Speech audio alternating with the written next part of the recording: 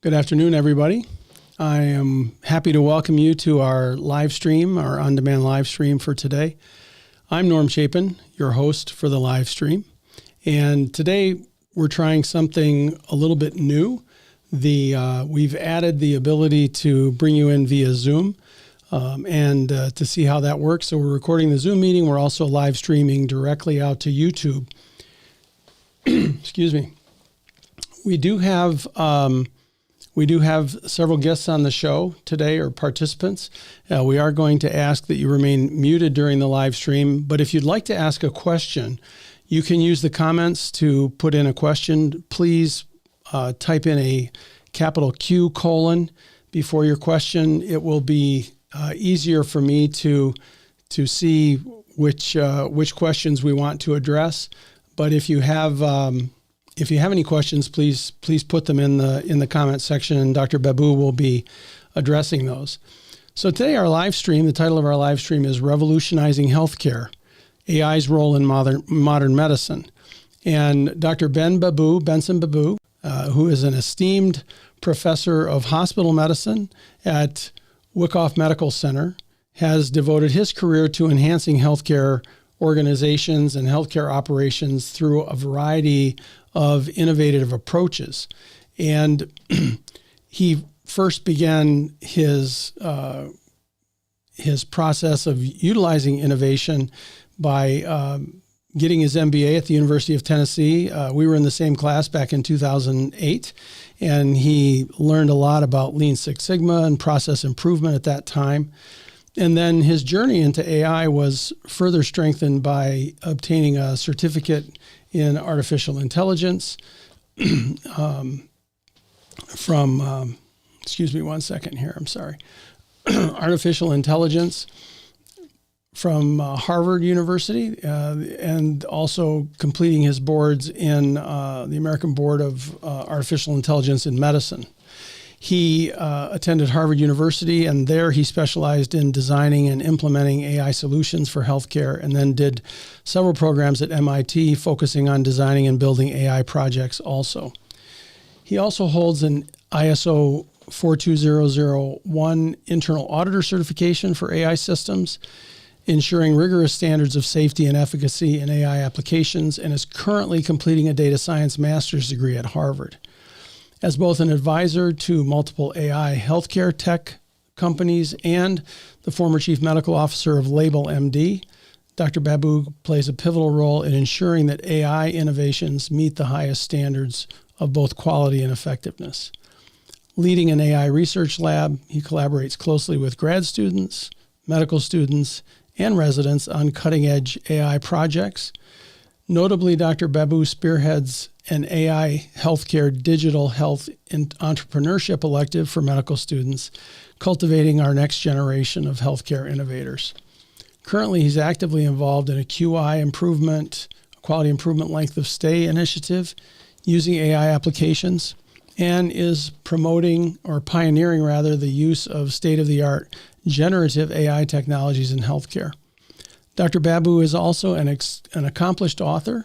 He's authored several influential books on AI in healthcare. His latest publication, Advanced Provider Assistance Systems, Autonomous AI, The Age of Intelligence, and Zero-Click Healthcare AI, explore the implications of AI-driven advancements in healthcare. So I'm excited that you can join us today as we explore the latest advancements in AI and envision a future where artificial intelligence revolutionizes medicine. So welcome to our podcast. Ben, it's great to have you on the show with us today. Hi, Norm. Great to be here. Thank you for having me. We're excited to have you.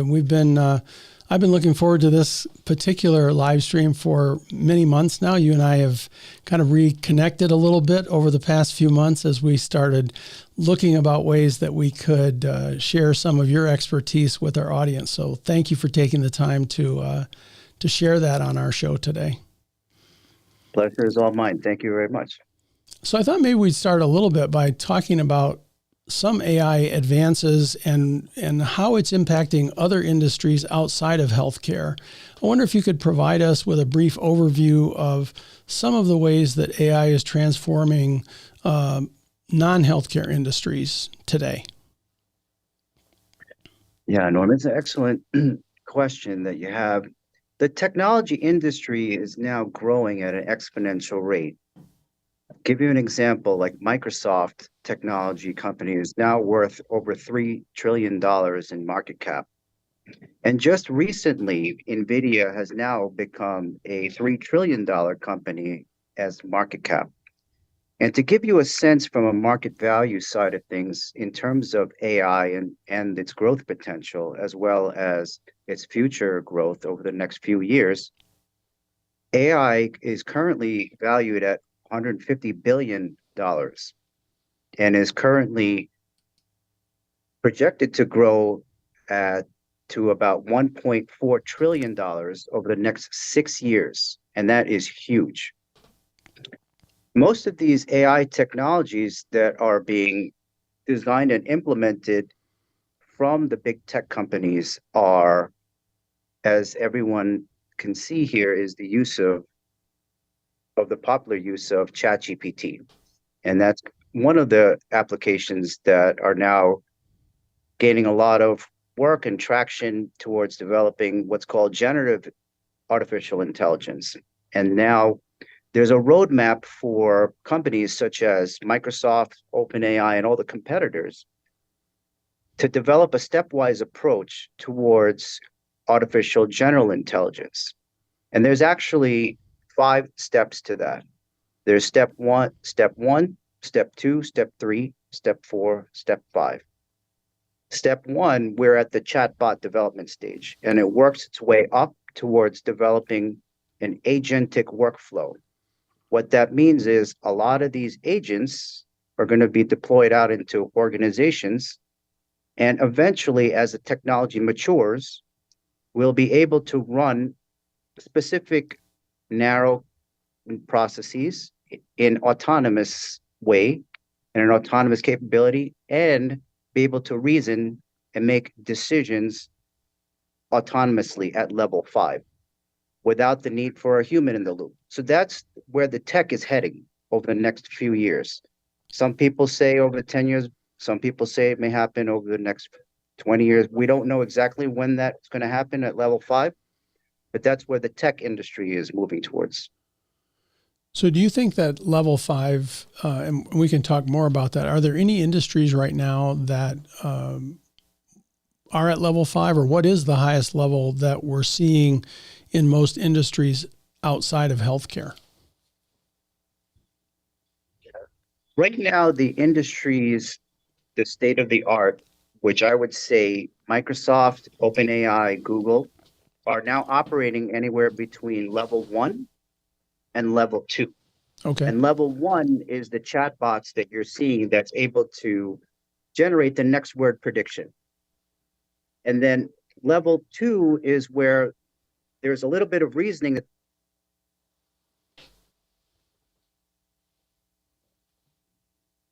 I'm sorry, you may have to unmute again. Level 2 is where the chatbot is able to operate at a level of a PhD. Okay.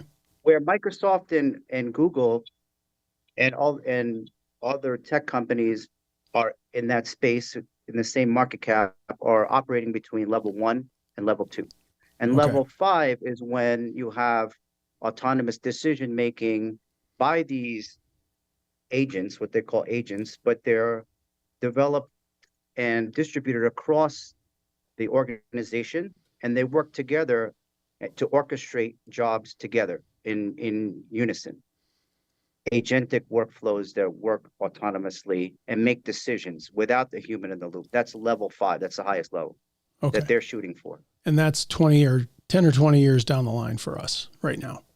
If some people say if you ask OpenAI, Sam Altman, he'll say 5 years, but some experts will say 50 years. We don't know when the next, how that's going to change. But we all know that for now, AI technology, it grows at a rapid pace. Yeah, I've been amazed at some of the predictions in terms of how quickly our, and exponentially, I guess, our use of AI and the skills of AI are going to change. Some people I've read talk about a doubling of knowledge or skill with these bots every 3 months, every 6 months. What are you hearing from being much closer to the industry than I am? Healthcare industry is further behind technology, as we all know. And they can be many years behind, for example, 10, 20 years behind. And for the most part, it's designed that way to protect patients. To give you an understanding, the market for AI in healthcare is around 10 billion right now, 10 or 15 billion, let's say, based on the current estimates. And they expect it to grow to about 103 billion over the next 6 years, to about on the year of 2030.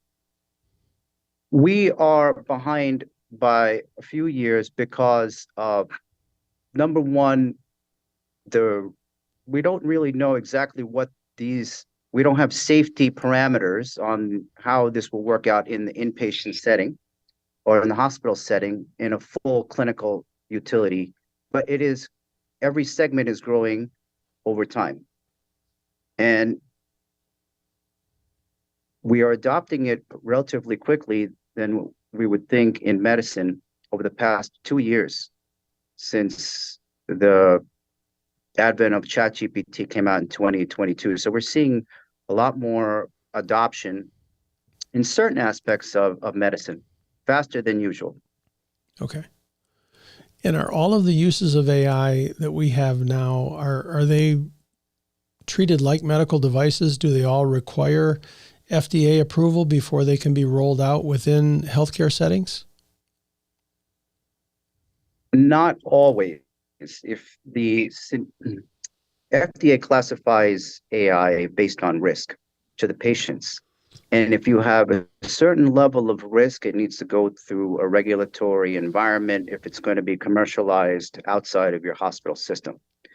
That's in general. And the risk is categorized as a level 1 through 3, being 1 is the lower risk, and then 3 being the highest risk. Okay. If you're building certain solutions out within your hospital systems, for example, ChatGPT, and you want to implement that into a low risk environment, meaning, let's say, a QI project for length of stay,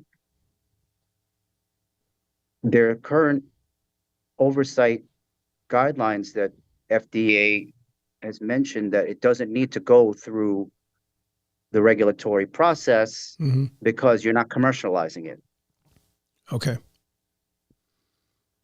So therefore, that's why you see many of these organizations now have built out some of their chatbots and internally and are using it internally for low risk environments and moving towards clinical domains once they have a good sense and further refine the maturity of the model, making sure that they're more able to adapt to medical domain without the errors and with a good safety strategy in place. It's interesting as you talk about non-healthcare industries, it's a reminder that AI is going to become a huge part of the tech industry, right? I mean, from a financial standpoint, it's going to become an economic engine all on its own as it provides services out to other sectors of our industry. Yeah, that's correct. I mean, for example, the stock market, most of the trading platforms are now AI autonomous. Algorithmic trading, hedge funds like Renaissance AI is all using autonomous systems to execute trades out. And then you see food delivery services, seamless web, they're all optimized by AI platforms. Uber, Lyft are all being optimized by AI platforms, as well as many of the financial industries, credit fraud detection, mortgage applications. These are all being governed on the back end by AI systems, and we really don't see it. So, yeah. One of the questions that just popped into my head as you were talking, I've done some recent courses on cybersecurity.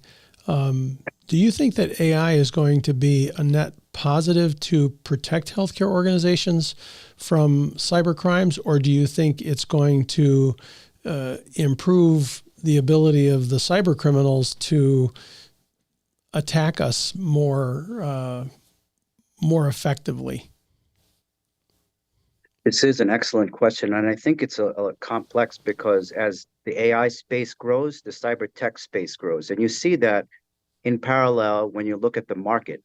When you look at what the market's doing from a stock market perspective, the value of the cybersecurity space from a tech side of things has grown in parallel to the AI aspect too. There are always adversarial and malicious players that want to attack systems, and right now it's at a pace where whichever technology grows the fastest, and there's always going to be malicious actors, but healthcare systems will have to develop robust AI applications to figure out if there's vectors for attack within their hospital systems using advanced AI tools too. So it works both. If the malicious actors are developing systems to breach hospital systems, in the same token, the good guys and girls will develop technology solutions to combat that. It's just going to be one of those competitive platforms, like a competing, antagonist, protagonist kind of scenario. I think it's going to be interesting to watch who gets the upper hand using AI, whether it's a better defensive tool or a better offensive tool for the cyber criminals. Yeah. But yeah. But it is scary though, from a healthcare perspective side of things. So we have to understand the gravity of it. Yes. Of an attack on a hospital healthcare system. So let's pivot and talk a little bit more in detail about some of the trends you see in healthcare and AI. Where do you see the AI having the biggest impact in the next several years? Well, right now, FDA has currently approved about 882 medical devices, and it's poised to grow within the radiology domain, the medical imaging that's maturing, as well as cardiovascular areas. For example, the CTFFR is now being used using AI to figure out chest pain pathways, cardiology, ACC, and those areas will be growing. Over the next few years, you'll see a lot of the low-code environments where you're going to see these AI models being deployed out as platforms. And these platforms, you'll have multiple AI algorithms that are being approved for use in the healthcare domain, the medical domain. But then they'll be made very easy for non-tech users, like a more plug-and-play kind of scenario. And then we're able to be utilizing a lot of these AI models, but on one platform. So it's easier for integration for hospitals and easier for the end user to use it, like physicians, without the need for the compute resources and staffing, the expertise with the AI. And we're moving towards that trend. And we'll have a trend where you'll see eventually hospitals that the smaller hospitals were able to use those resources on the front line by non-tech people, but have the cloud service providers providing the major cloud service providers providing the support for these workflows. And a lot of the industry is partnering with the cloud service providers, for example, like Microsoft. They have a tool for length of stay and all these things that you can work, in a secure environment. And you can also create length of stay assessments. And just giving a simple example. And then, because most of the times these AI, your organization needs to be at a state to run these workloads in terms of compute resources. And they have a grading scale on how mature your hospital system is for AI. If it is at level 0 in terms of AI maturity, or if it's like a level 5. with full underlying compute resources, with hardware infrastructure and advanced AI, advanced IT infrastructure to run these workloads the way that you would want it uniformly without integration issues. Talking about platforms, it sounds like a lot of work is going on in terms of having these available to us from cloud-based resources, obviously, so that organizations, and we've already moved heavily into cloud-based resources for many of our other applications. But one of the questions I guess I have, there's a whole array of tools that I'm seeing be developed to assist physicians with some of the more time-intense activities such as documentation, providing patient education for patients, those types of things. There's also tools that I've learned from talking with you that are more on the side where they're assisting us to make a better diagnosis or to help us with heuristics and those types of things. Do you see one of those areas as being the stronger focus for the next several years before it shifts, or do you see both of those becoming much, much more advanced over the next 24 months?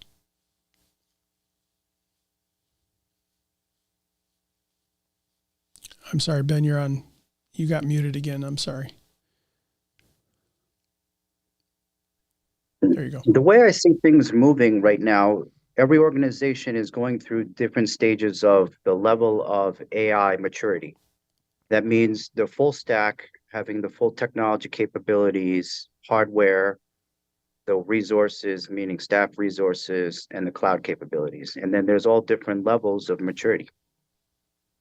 And then the other way I look at it is when you look at AI, you're looking at the patient risk, the risk to patients. Now we see that a lot of the tools that we're implementing are lower to medium risk, and low risk by meaning you see a lot of the prior authorizations, the billing, that technology is being, have been around for a while and are now more mature.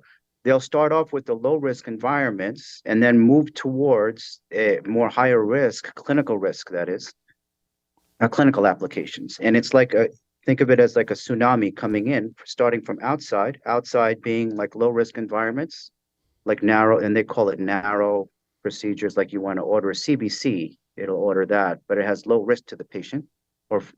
And for example, if you want to look at length of stay or financial pieces, that's low risk.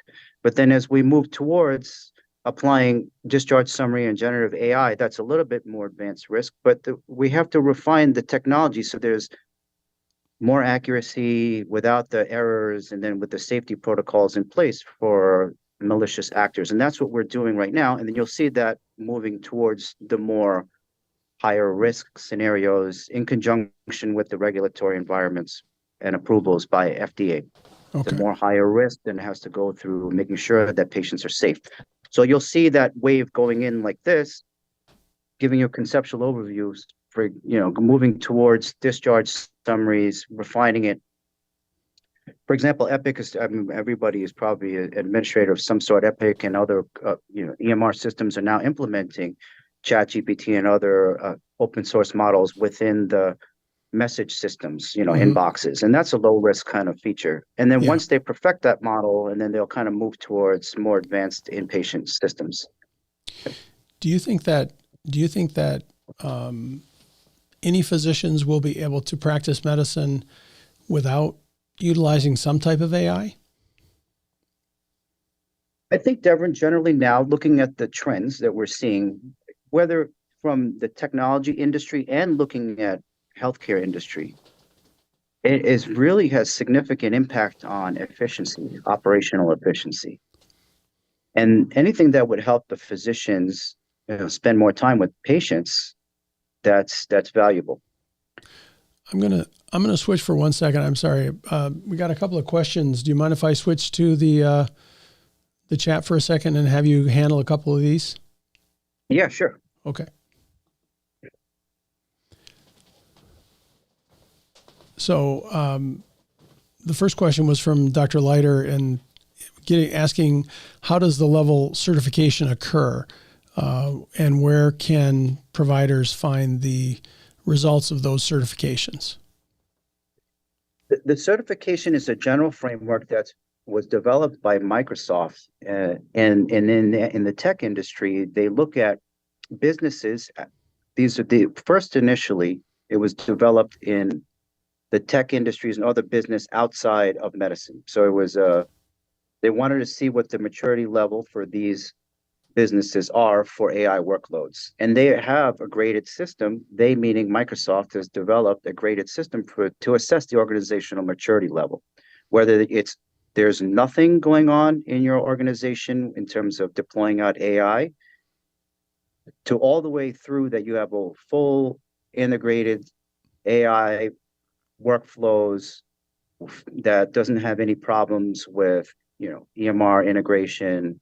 You have the optimized data workflows, and the whole support teams are intact. That's continuously in real time. This is the level 5. This is where a full mature system is in place, and that gives you a good sense. Certification now, ISO, International, the body's standard organization, developed a 42,001 certification for AI management systems this December 2023, and they've released it. And businesses are able to get certified and accredited, similar to JACO and other regulatory bodies, to see if you're implementing AI solutions, if it follows transparency, if it follows the ethical aspects of it, there's no bias, there's safety protocols that are in place, and then they provide an audit trail and gets verified by a governing bodies, for example, DNV and other governing bodies that oversee the ISO. So now this environment is now more mature and is a pathway for businesses to achieve that standardization in terms of maturity towards a mature AI environment. And now we have several tech companies, such as the big tech companies, Microsoft, Google, they're all applying for this 42,001 certification to show them that they're doing everything that they can, making sure that there's transparency with these AI applications, making sure that there's no issues with safety, and they're following rigorous standards in the tech industry. And are those same standards going to be applied once healthcare organizations start deploying the higher level AI platforms? Yes, that's correct. For example, ISO has specific standards on how to oversee the chatbots, ChatGPT, in the clinical environment. There's stepwise way of how to audit these systems. And I know you're an auditor for ISO 42001. Have you been auditing in any healthcare systems? Are there any healthcare systems that are moving along like Google and Microsoft? That's an excellent question. I personally have been auditing startup companies that are developing technologies for healthcare. I have not started internally auditing hospital systems. There's 2 levels of audits. There's internal level of audit, and then there's external auditors, and then that has to be overseen by a governing body. So you have to have all of these things to make sure that you follow the audit trail appropriately. And what was the process that you had to go through to become an auditor? Was that part of your training and getting board certification in AI, or was that a different pathway? No, that was there are courses that are in educational training that is given by certain governing bodies for ISO, and DNV is one of them. It involves going through the regulatory framework for the 42,001, and then making sure that you have the audit system in place, and how systems can conform to that, and develop systems to conform to ISO regulations. And there's a stepwise approach on how to do that on a regular basis, how to assess, and then how to make sure you're compliant with it. And that is followed over time. Thank you. Let's take Don's second question. And I was reading about this the other day in preparation for this. I actually listened to an interview, and they were talking about the amount of energy that's required to manage AI within the tech industry. And that's kind of what Don's next question is how's this going to, how is that additional energy expense going to be passed on to consumers, and how much of an increased cost will that become for healthcare organizations or other industries? If you have any sense of that, I'd appreciate your perspective on that as well. Yeah, no, that's an excellent question too, Don. And a lot of the tech industries are focusing towards having a carbon footprint. And there are tools and techniques on how to improve that and reduce the energy costs. And they're working on that currently. Now, it gives you a sense of the infrastructure needed, to give you a sense of what the infrastructure is needed and what kind of energy consumption is. There is a few articles that people release on how to best improve the carbon footprint. And there are different ways on how to do it. Microsoft, OpenAI, and the big tech companies such as Google are applying those carbon footprint reducing energy requirements. And I predict you'll see that being applied to healthcare when the time comes. Like Okay. Once you have a mature system using AI at full capacity, that's when you'll have to start worrying about the energy usage. Okay. At that scale.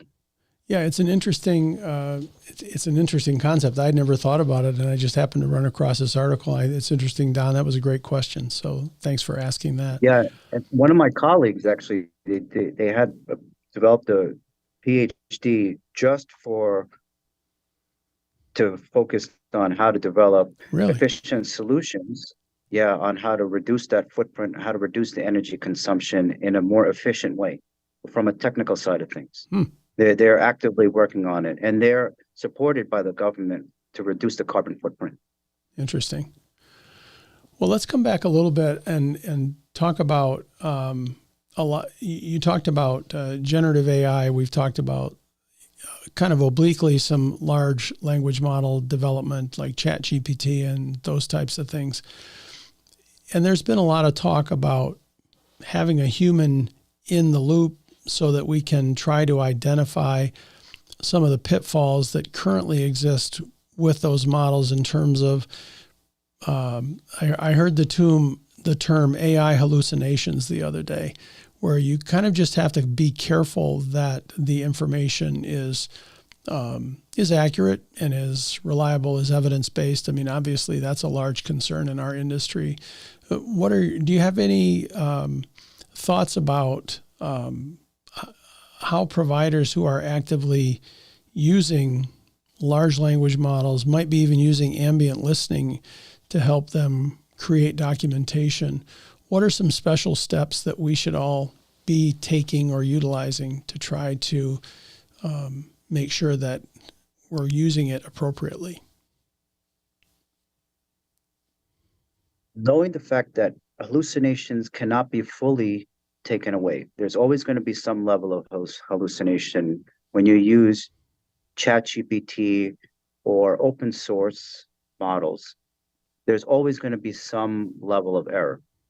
You have to have a human in the loop, providers in the loop, to oversee these errors and to be hyper vigilant, not to just click and sign off on whatever discharge summary you see that's been generated by AI. You have to actually review through everything with a critical eye. And there's a thing where you have algorithmic bias. You just take for granted what the chatbot's saying, but you have to have that mindset where I want to make sure that everything that's coming out of ChatGPT or other large language models are accurate, because of the fact that there's still going to be a small percent of hallucination, no matter what technique you optimize it, fine tune it, and adapt it towards medicine. There's always going to be that risk. Great. So we have another question in the chat from Nicely Guzman. Where do non-tech savvy healthcare professionals start learning about AI in healthcare? What recommendations would you have for those of us who are just starting down the same journey that you started down 10 or 15 years ago? Yeah, right now it's an amazing time because they've democratized a lot of the resources that used to be you had to pay for it. And there are a lot of free resources that are available throughout all of the major academic hospitals and academic systems, meaning like Harvard, MIT. They give free courses now as introductory course to give you an idea of what the language is at a very high level. Then the next step, and almost every, for example, Northwestern, I'll give you, Boston, MIT, they all open sourced it for free. There's other big tech companies that provide resources at specific scenarios, specific AI specific use cases, such as large language models, generative AI, radiology workflows. For example, NVIDIA has a lot of free resources. The big tech companies, Google, Microsoft, Amazon, all of them have free resources. If you want to get certified in certain aspects that applies to your field, you can apply for the training course and pay for the certificate and get certified in it. Google does that very well. Amazon has that too. Then if you want to explore in more detail and more technical involvement, there's a lot of master's and PhD level programs that the industry itself provide, and then as well as other academic hospital systems support and provide, and within the United States and internationally together. And it's a journey, because this is something that if you're not from a technical background and has not coded, I would suggest get a overview of all of the language, and then become a champion in working with industry and how to implement it in probably a low risk environment first, or just getting an understanding of how it works, and then move towards, if you want to get to a technical level, then you move towards advanced level, master's, PhD, or coding. First, you have to start with coding, and then you work your way up. But from a non-technical side of things, most of the technology is moving towards a non-code environment. It's going to be plug and play. You don't really have to learn that much technical aspects.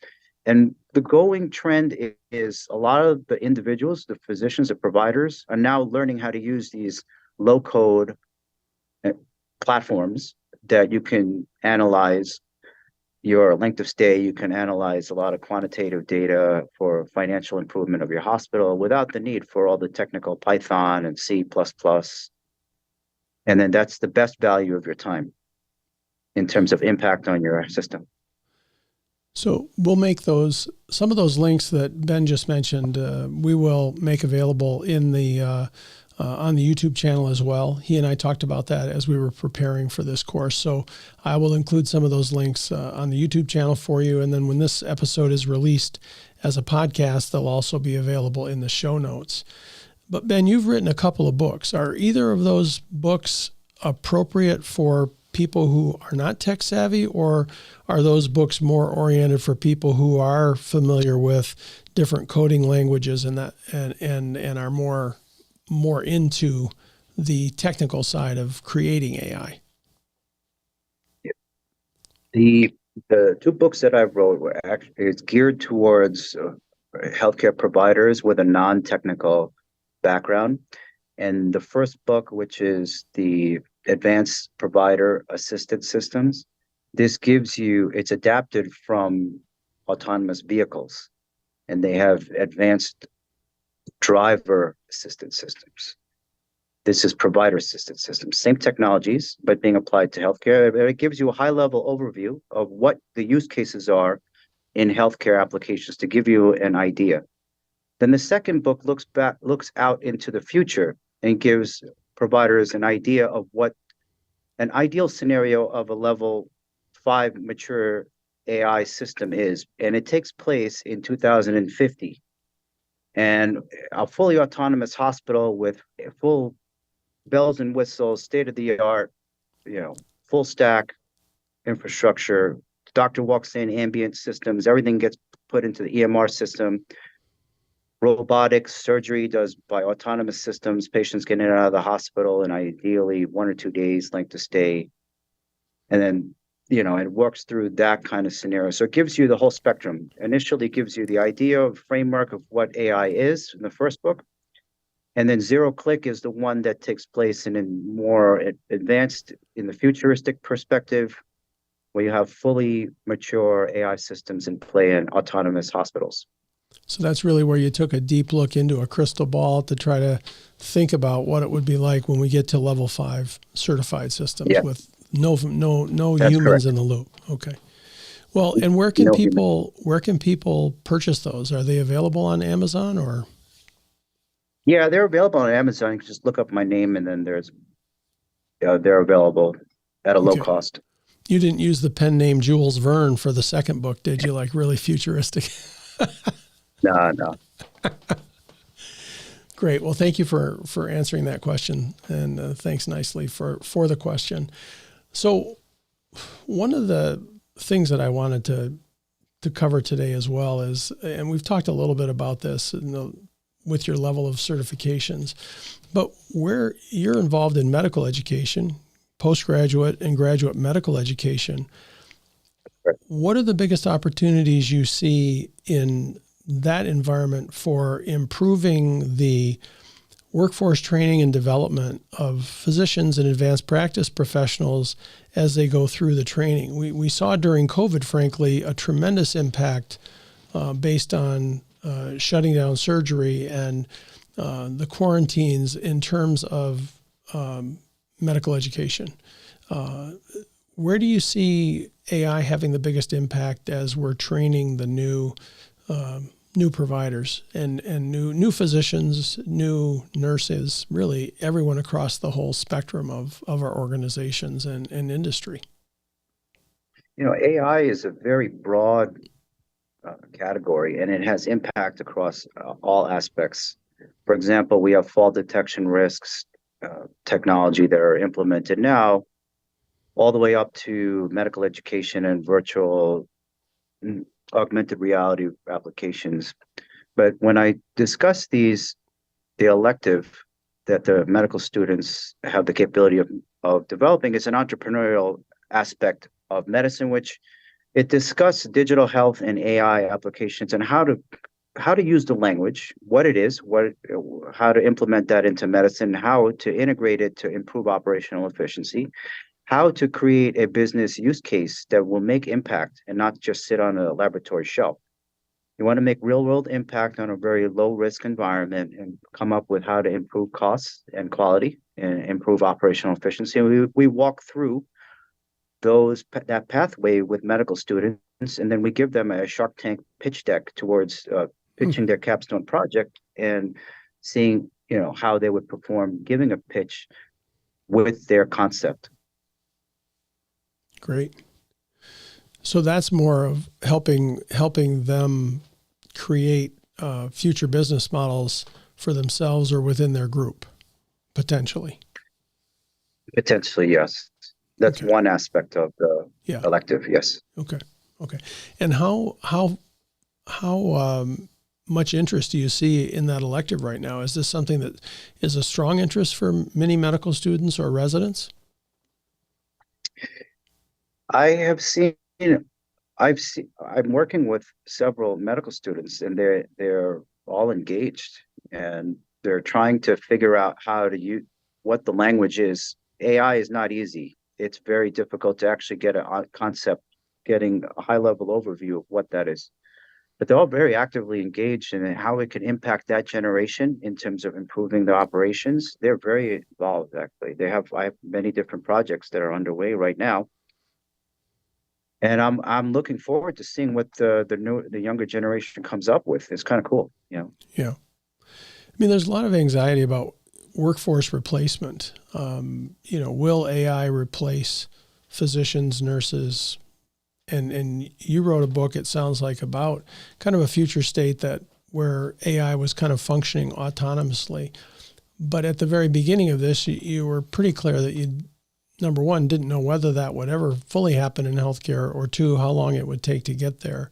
How do you answer the questions from physicians and healthcare providers about this anxiety about the impact that it's going to have on our workforce? In my opinion, now, when you ask me this today, as opposed to 2 or 3 years ago, I, I can tell you that I think these low manual, low value added processes that take away time, that will be replaced. We won't do those tasks. And they will displace physicians to doing more cognitive, what we're literally paid to do. Think, make complex medical decisions, and focus time on patients. That's how it's going to be over the next few years. You'll see, healthcare, like, as we all know, healthcare systems adopt things, and Yeah. a little bit, there's a differential, between the tech company, but in a good way. But that's where I see it's going. We're not going to lose our jobs. We're just going to get displaced a little bit and have a value add. Okay. Now, do you see a difference between the technical specialties, like you mentioned in your description of the book? You talked about autonomous surgical procedures and those things versus the cognitive specialties, or do you think that the impact will be relatively similar, whether you're a surgeon, neurosurgeon, interventional cardiologist, or whether you're a neurologist or a rheumatologist or something like that? Yeah, I mean, a few years ago, if you would take a look at medical imaging and ask me this, I thought maybe at that point where technology was, I thought maybe it would just be related to medical imaging because of the maturity at that specialty. However, now when you look at ChatGPT and other language models being applied to social environments, people like actually talking to GPT. People, from a psych's perspective, people like engaging with these chatbots, mainly because the chatbots have a lot of time in discussing and having more in-depth conversations, and provide the perception of empathy than compared to the physicians or providers. And that's an area of cognitive applications we can see growing. Okay. Thank you. Got another question in the chat from David Ball. Thank you, David. Are you utilizing any AI companies at your facilities? Any that you are interested in or excited about? Yes. And yes, we are using several AI companies, and they're most along the lines of stroke protocols and ischemic stroke management pathways, as well as radiology workflows in terms of fracture recognition and certain lesion for lung cancer detection lesions. So you're using them mainly, and I know you're working in the Well, hospital not me, medicine. but You're working in hospitalist medicine. So this is a project that you've been working with the Department of Radiology on, or that they started working on independently of your interest in AI? No, this is a external third party that they've hired as a radiology within the radiology department that is working on AI solutions. And as far as the stroke pathways are concerned, they're using a standard industry vendor. Okay. And then Don asked another question. Do you think AI models may run in the background on EMRs or EHRs to learn from the patterns and results of care, and two, to improve clinician practice and practice activity to follow best practices? And he had another question about who would implement those kinds of systems within our organizations. Yeah, I'm hearing that some of my informatics colleagues will be able to better hone in on that, but I'm hearing through them that a lot of the EMR systems are setting up and a position for that. And the big vendors, they're moving in that direction. They're putting a lot of resources in developing the clinical decision support, and you'll see that over the next few years. HIMSS is a great resource for that in terms of clinical decision support and industry, as everyone probably knows here. Yeah, and great. And we'll include the HIMSS website too as a link in the show for you all. I want to talk a little bit more with you. We've got about 10 minutes left, and you and I, as I mentioned earlier in the live stream, we both attended PEMBA back in 2008, and it really seems like that kind of catapulted you into this world of continuous improvement, and it kind of led you down this AI path. When you decided to get your MBA, what did you think it would accomplish for your career, and how different is what it actually did for you compared to what you thought when you started?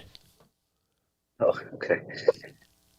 You know, when I first started hospital medicine, I realized it's painful practicing. And then I decided to do PEMBA. And at that time, we were talking about lean. And I was really gung-ho about doing these lean projects. And I really love it. And that's pretty much, I didn't realize exactly how painful it is actually to do these projects on the front line. And after PEMBA, obviously it makes it easier to have that working knowledge and being able to apply those skills. And that was very rewarding, actually. It has been over the past 20 something years, 17, 18 years. Yeah. What was your favorite memory of PEMBA as you look back on it? What did you enjoy the most? I love the granola bars and the time that I spent with everyone in all my alumni. It was so cool actually hanging out, getting hands-on with the RP projects, and then developing a capstone, all going through the same stress of being in PEMBA, thinking and talking about how to get through finance, and then hanging out, just relaxing and networking in like these cool places. I really miss that, actually. And it's really a longitudinal awesomeness of an alumni network that we all can kind of lean back on and discuss stuff if we need to. Yeah, I agree with you. I think just getting to know people and collaborating in a way that was different from my normal day-to-day job was one of my fondest memories of working with people. And the Saturdays when we were on our virtual classes and reconnecting with people every week was enjoyable. So. Yeah. And the side chats on the Saturday evening side chats. We used to have a lot of side chats. Yeah. What do you think? What do you think the opportunities are in AI for physicians right now? You've obviously gotten very involved in many different areas. Do you see that this is an area that we are going to need more physician leadership in the way that we did years ago in terms of healthcare organization leadership and medical group leadership? Maybe. It's very hard to say now. I believe as this tech matures over time, you may see chief AI officers that are now being called to action. There's a few of them now that are running hospital systems from an AI perspective in an academic environments. You'll start seeing chief AI officer positions, and then you'll see a lot of champions. But we don't know. It's very hard to have a crystal ball to see how healthcare is going to move and how fast. And for example, we were talking about value-based care, when we were in PEMBA, and then look where we are now. So yeah, great. Well, Ben, thank you very much for taking the time with us today. And I appreciate everybody who came on the show and watched with us as well. We're going to be having another live stream in 4 weeks. We have these on the third Tuesday of each month. So our next one will be on August 20th of 2024. And we're actually going to have Dr. Harvey Castro. He is also doing a lot of work with AI, and he's going to be presenting on the dual role, how AI can enhance not only medicine and professionally, but also personal lives. So I think that's going to be an interesting conversation. We also do convert these live streams to podcasts, and we release podcasts every other week on Thursday mornings. So you can go to Apple Podcasts, Overcast, Pandora, Spotify, and get your podcast. This one will be released in several weeks as well, so keep an eye out for that. Obviously, these are sponsored by the University of Tennessee Haslam College of Business, and they're the sponsor of both the live stream and the podcast series. And we developed this specifically with Dr. Leiter and Kate Ashley to try to provide education for physician leaders and bring you the latest and most relevant topics. So we're excited that you joined us today. We hope that you'll take full advantage of these, come back and listen again. Tom Brown has set up a system where you can register for the live streams ahead of time. And please don't forget to like the YouTube channel and get notified when we release future live streams in case you missed them. A special thanks to Kate Ashley, Executive Director for Healthcare Division Graduate and Executive Education at Haslam College of Business, and Dr. Don Leiter, obviously Professor at the University of Tennessee and the Director of the Institute for Healthcare Quality Research and Education, for their support for the organization and for the program. Tom is also, as you're all aware, Tom is very instrumental in helping with this program as well. CME is also available for you, so I'll put up the URL here for your CME hours. Don't forget to click on that, and you can register for your CME. So thank you again, everybody, for joining us. Have a great afternoon.